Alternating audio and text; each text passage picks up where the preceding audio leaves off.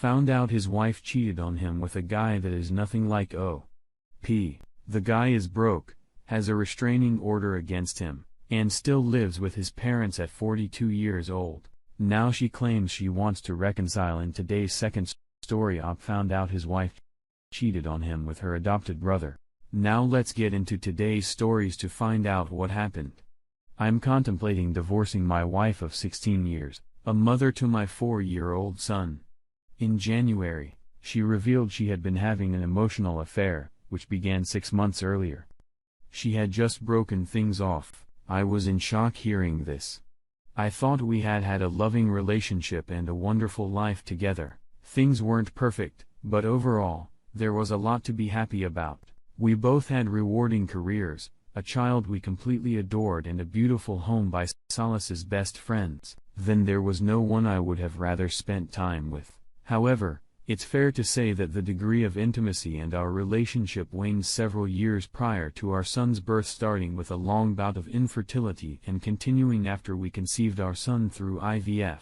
Infertility, and being a new parent took its toll. We struggled for 9 months raising a baby who suffered from severe colic. One time, our baby was screaming so loud that a neighbor called the police to do a welfare check. It was rough. The call had subsided, but bedtime still seemed never-ending. It was only very recently that our son moved out of our bedroom to start sleeping in his own room.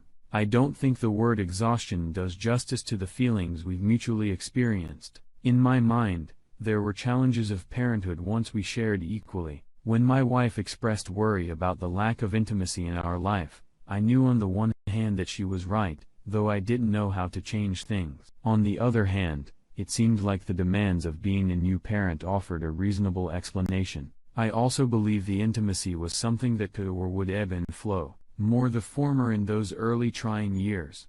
My wife didn't feel the same way. I think she saw our lack of intimacy as a failing in our relationship and was deeply unhappy about it, more so than she was willing to admit. Then she met her affair partner and was somehow awakened to the true depth of this void in her life. We started seeing a couples therapist in the fall unbeknownst to me.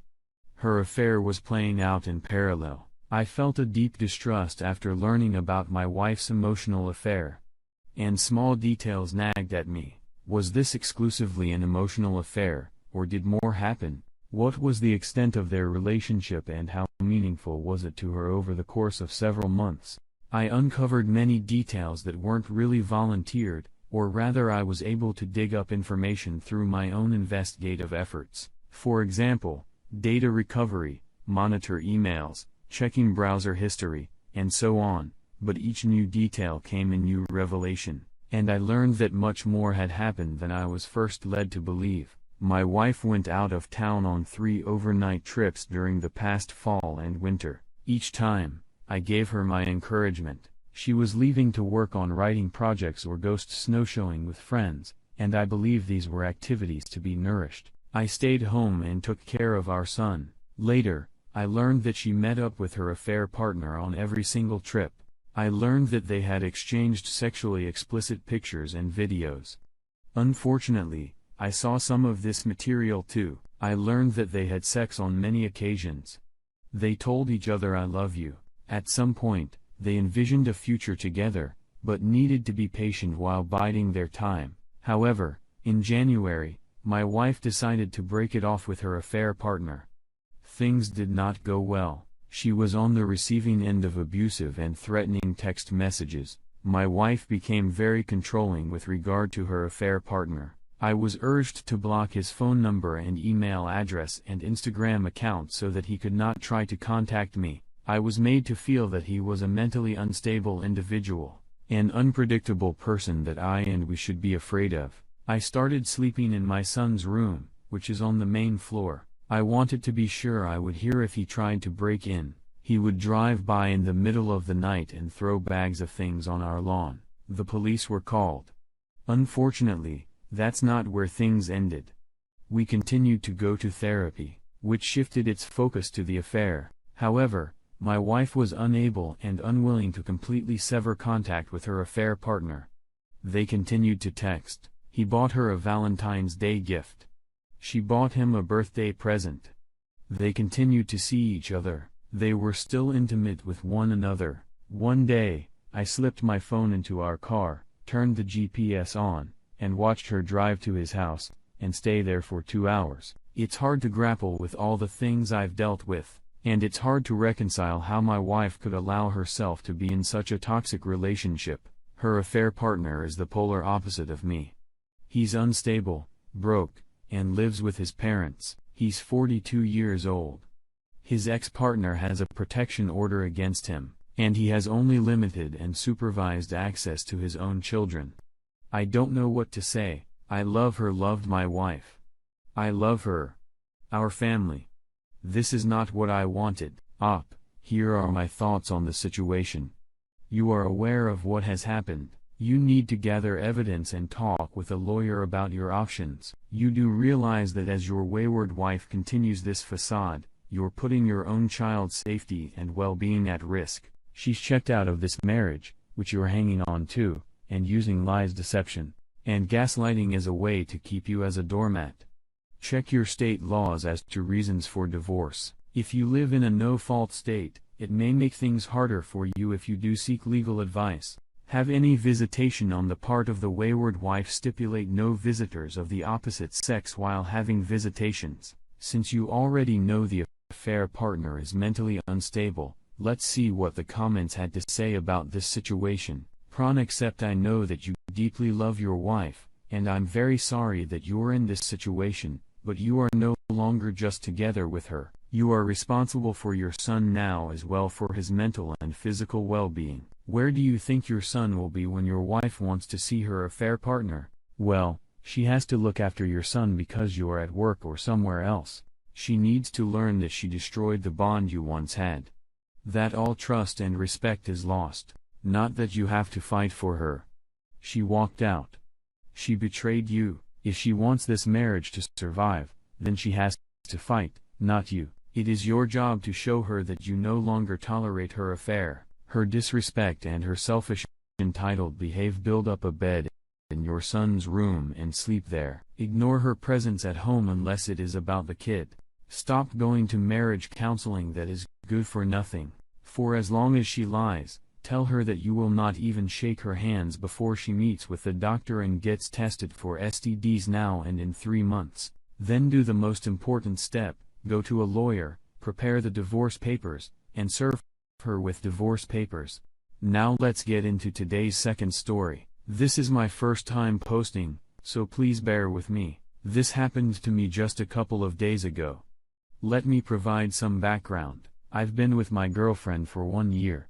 She has 2 kids of her own. I myself have 1. Our story starts way back in 8th grade.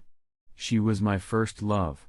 I moved to Los Angeles, which led to a separating and, of course, people move on. Throughout the years, we kept in touch here and there. I always knew I loved her and went from time to time, think about her. Last October, I reached out to her and we began to reconnect shortly after we started dating. Last May, we discovered she was pregnant. She is now 5 months along. Now to the present day, we now live together and have been preparing for the baby's arrival. Things seem to be going pretty well for the most part, but for the past couple of weeks, I had noticed her acting very strange, especially in regard to her iPad, which is connected to her phone, so all photos, texts, and calls are registered to it. As a result of having it synced, she's a hairstylist, so she would leave it at work in her locker or in her car. About a week ago, she asked me to watch the kids while she went out to work for a couple of hours. While at home, I heard her iPad going off.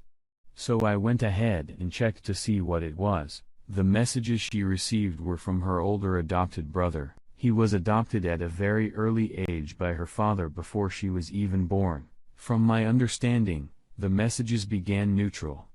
Nothing out of the ordinary until the really awful stuff started to show. The message has led into lots of sex and nudes being sent from her to him. They also planned days to meet up when she wouldn't have the kids with her so that they could have sex. However, this is where it gets confusing. Throughout the text messages, she made excuses as to why she couldn't have sex, but could only hang out.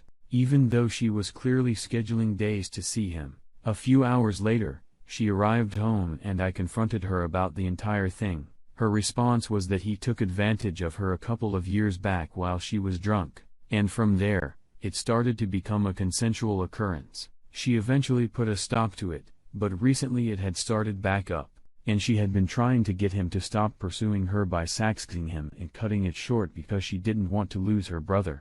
She also stressed that they haven't had sex recently. She just saw him 2 weeks ago. It all sounded like lies to me, so I packed up and left.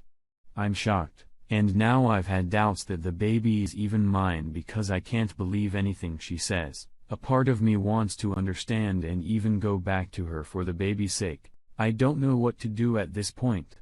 I'd appreciate any advice. Oh, here are my thoughts on the situation. You need to get a paternity test to SFP and then also let her parents know what happened so she doesn't go around spinning the narrative. You also need to contact a lawyer and get an STD test. I wish you the best of luck with your situation. Oh, thanks for taking the time to listen to today's stories. Don't forget to like and subscribe if you haven't already done so, and comment below on what your thoughts are on today.